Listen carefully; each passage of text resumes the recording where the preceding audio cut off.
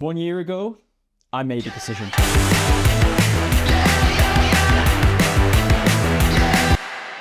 I didn't know exactly why. Maybe I wanted to feel tougher. Maybe I needed something to shake up the way I saw myself. All I knew was that I needed a challenge.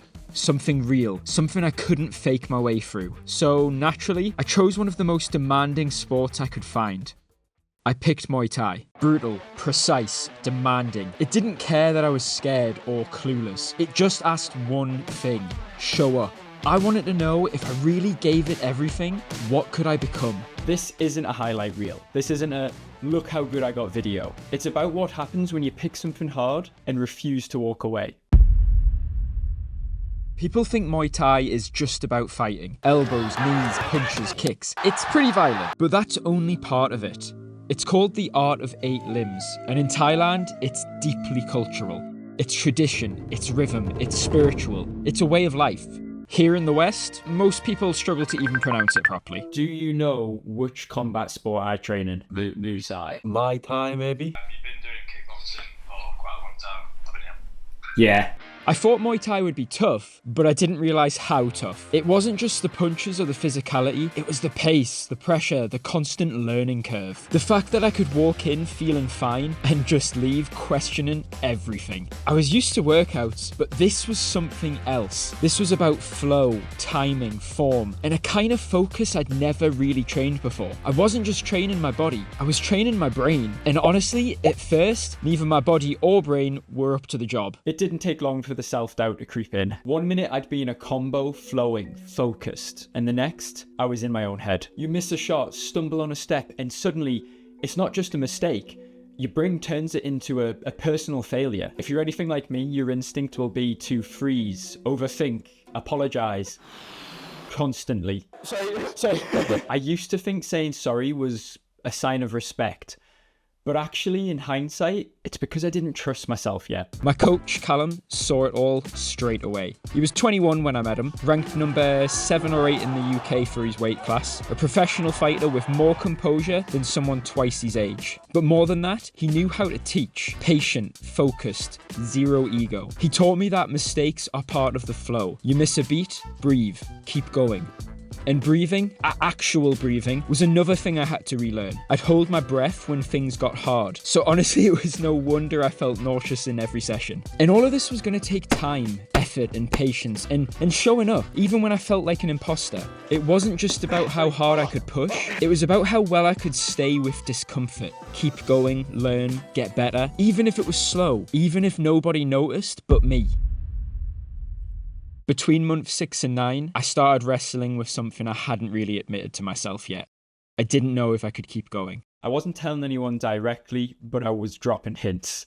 I would ask things like, hey, do you get anxious before training? Or do you ever feel really nervous before getting on the assault bike? Truthfully, I was looking for reassurance, looking for proof that I wasn't weak, looking for motivation to keep going. I'd stare at the clock all morning before a session. I couldn't focus, I couldn't relax. My body was at home, but my brain was already in the gym. And sparring, that was really scary for a while. Not the actual, fighting bit. I knew I needed to do that, but it was the adrenaline. It made me panic. And this state of fight or flight was honestly exhausting. My heart rate would spike before I even threw a punch. And then there was the assault bike. Look, I joke about it a lot if you watch any of my stuff on my socials. Feel pretty,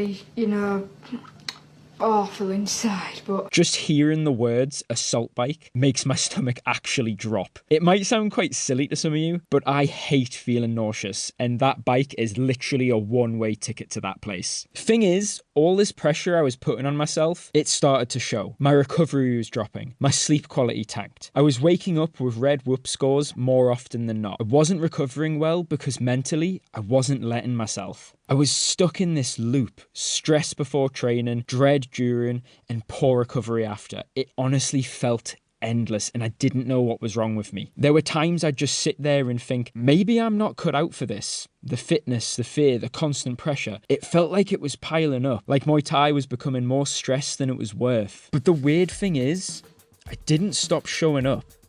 And the more I trained, the more I realised something.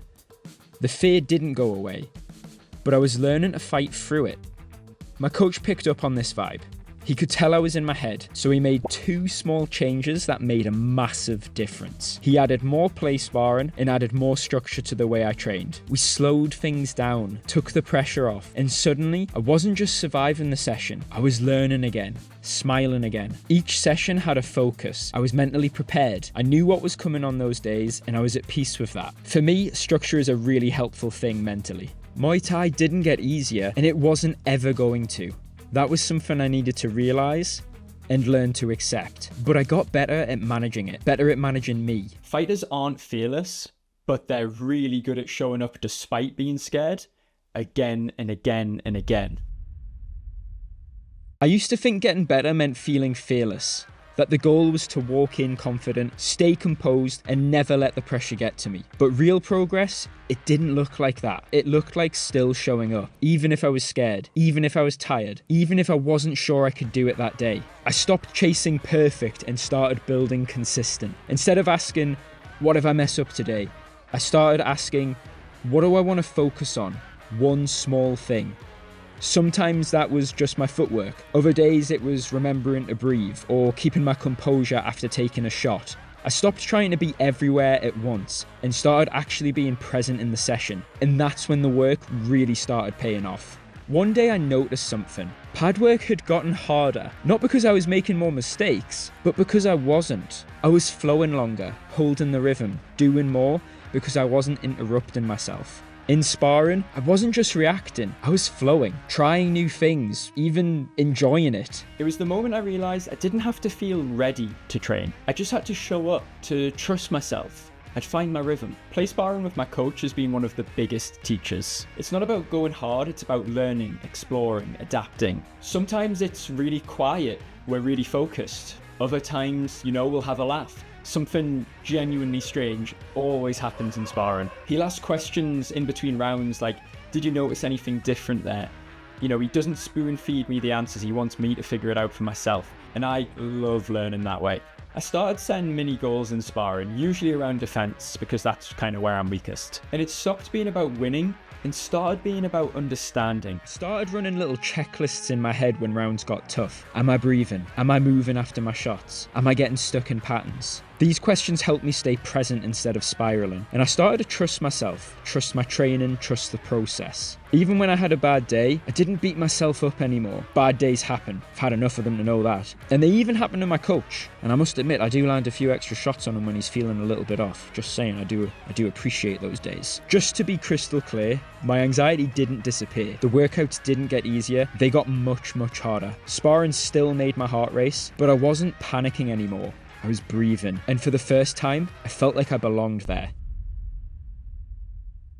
1 year in, I can say without hesitation, Muay Thai changed me. I'm still not fearless, but I'm not frozen anymore either. I'm not perfect, but I'm present. I'm not the best, but I'm still here. And the consistency, it's reshaped how I look at myself, both in and out of the gym. Some people ask me, are you going to fight? And I get it. It's the logical next step. But right now, it doesn't really align with my goals. A fight is a big commitment, and I'd hate to say yes and not give that process the respect it deserves. My training right now fits really well around my full-time job. I'm still a casual. I probably take it more seriously than some. It supports what I care about most at the moment, and that is balanced, consistent performance. This is almost like a hobby on steroids. 1 year ago, I walked into that gym not knowing what I was capable of, and now I still don't, but I know a hell of a lot more than I did, and I'm not done finding out. I used to think that strength looked a certain way, that it meant being unshaken, always ready, always tough. Now I think strength is more refined than that. It's choosing to train when your mind screams no. It's breathing when your body says panic. It's showing up again and again, not because you're fearless, but because you care enough to try. This journey wasn't about becoming a fighter. It was about becoming someone who doesn't back down from the hard stuff. If I'm ever struggling again, I want to look back on this moment and remember everything I pushed through to get here. To the guy that almost quit 6 months ago, you had no idea who you were becoming.